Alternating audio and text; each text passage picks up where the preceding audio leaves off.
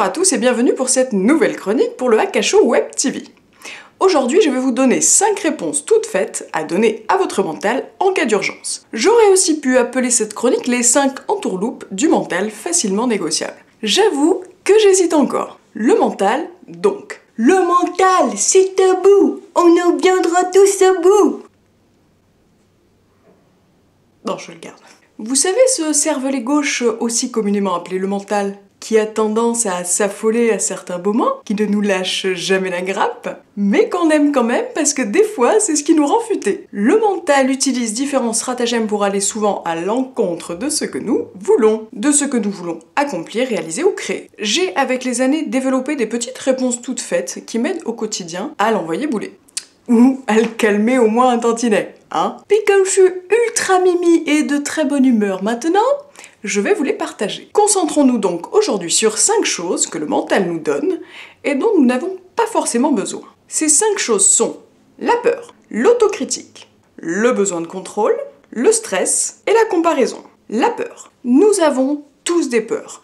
La peur que quelque chose ne marche pas, que quelque chose ne fonctionne pas comme on aimerait que ça fonctionne, d'être face à des jugements, de ne pas être aimé, etc., etc. La peur, bien souvent, peut prévenir d'un danger éventuel, mais la plupart du temps, elle essaye de nous prévenir pour des dangers qui n'arriveront certainement jamais. Voici donc ce que vous pouvez dire à votre peur lorsqu'elle se pointe. Merci Poussinette de venir me voir 2 secondes et d'essayer de me prévenir là tout de suite avec des électrochocs et des pensées de merde, hein, pour me prévenir de au cas où il se passe quelque chose. C'est vraiment très gentil de ta part, je sais que ça part d'une formidable intention, car tu veux pas qu'il m'arrive quoi que ce soit, mais là tout de suite, comment dire, tes services ne sont pas requis. J'ai vu les choses que tu pointais, j'en prends note, mais là tout de suite je dois continuer d'avancer, éviter de procrastiner, parce que le monde m'attend. Merci. L'autocritique maintenant. Je ne suis pas assez bonne, je ne suis pas à la hauteur, je suis débile, ou ma préférée, oh mais que je suis conne! Ce sont des phrases que vous vous répétez très souvent, voire même pour certains à longueur de journée. Or, je pense que comme moi, vous avez reçu une bonne éducation et vous avez la présence d'esprit de ne pas dire de mal des gens quand ils sont dans la pièce. Pourquoi donc le faites-vous pour vous-même? Parce que tout le temps, hein, quand vous parlez dans votre cerveau, vous êtes là. Vous êtes toujours dans la pièce. Ah oui, hein, c'est pas comment ça. Bah voyons donc, c'est pas bien ça, dis donc. Si vous ne le faites pas avec les autres, ne le faites pas avec vous-même. Car tout ce que vous vous dites, vous l'entendez, et plutôt 2 fois qu'une. Et il se pourrait même que tout ce que vous dites puisse être retenu contre vous, par votre corps. Enfin, je dis ça, je dis rien. Le stress. Ouh, qu'il est mignon celui-là! Alors le stress, je le différencie de la peur parce qu'il n'a pas exactement le même effet. Généralement, il se pointe à chaque nouveauté, à chaque changement, chaque fois que vous allez monter sur scène par exemple, ou dans des situations en apparence difficiles. Le voilà! Je pense réellement que tout ce qui se présente dans la vie a un impact positif sur ce que l'on est. On peut facilement se laisser dépasser par le stress, mais il est possible, comme c'est souvent mon cas, que le stress puisse être un moteur et qu'il nous permette de réaliser des choses que l'on n'aurait jamais pu réaliser sans lui. Dans le sens, accomplir plein de choses. Comme un cadeau bizarrement emballé. Mon astuce pour ne pas vous laisser dépasser par lui, elle est toute simple, elle est présente dans mon bouquin pour ceux qui l'ont lu. Vous lisez des fois ou non? Enfin, ceux qui savent lire, hein, voilà. Lorsque le stress arrive, qu'il se pointe, qu'il s'installe, pensez à vous poser cette toute simple question. Est-ce que je suis coursée par un T-Rex? Voyez le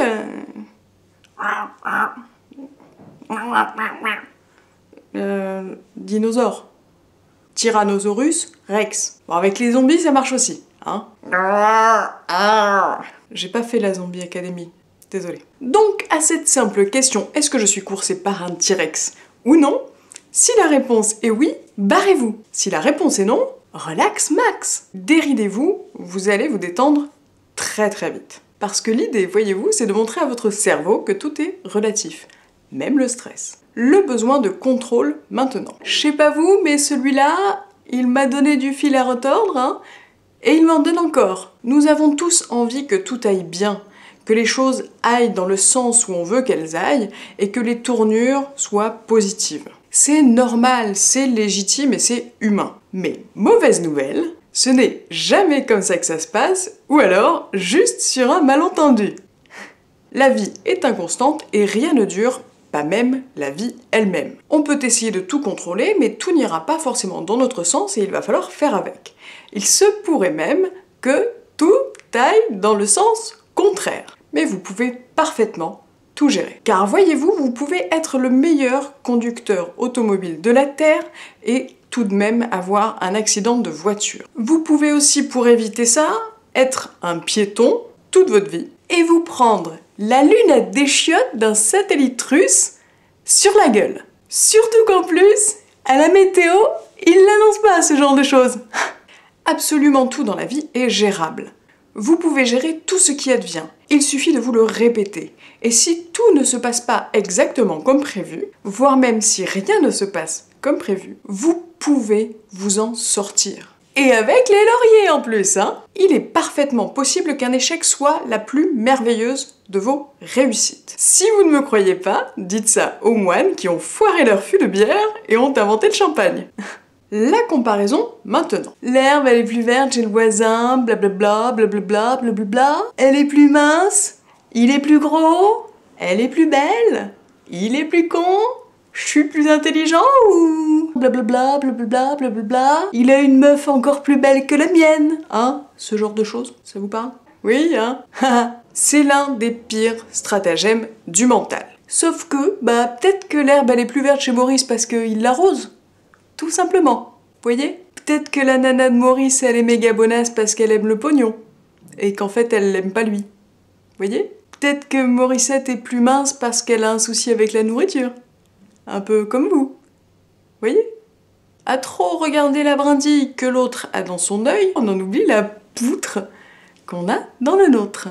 Toutes ces comparaisons ne sont que des suppositions du mental. Ces suppositions n'ont absolument rien à voir avec la réalité. Et peut-être bien que votre mental vous montre tout ça pour que vous vous bougiez les miches. Vous voulez de la belle pelouse?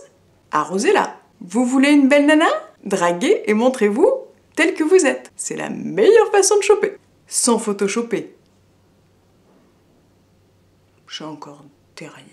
Fallait que je la fasse. Désolée. Vous voulez être plus mince? Demandez-vous pourquoi vous n'aimez pas perdre. Puis demandez à votre corps ce qu'il en pense un petit peu des régimes. Hein? La fameuse poutre, elle est peut-être là. Hein. Voilà tout. Je suis sûre que ces 5 techniques vont vous aider un petit peu plus au quotidien à gérer le mental. Et si ça ne fonctionne pas, vous avez toujours la méthode m'en fous, m'en tape. Après tout, hein, vous l'avez kiffé le mois dernier, c'est le moment de l'appliquer. On applique les couches de m'en fous, m'en tape, hein. Ça marche. Surtout quand on a 7 chats, c'est génial. Hein. Je le recommande tous les jours. Tchiki tchiki ah ah, tchiki tchiki boum, tchiki tchiki ah ah, tchiki tchiki boum. Elle vient de quelque part, mes poulets.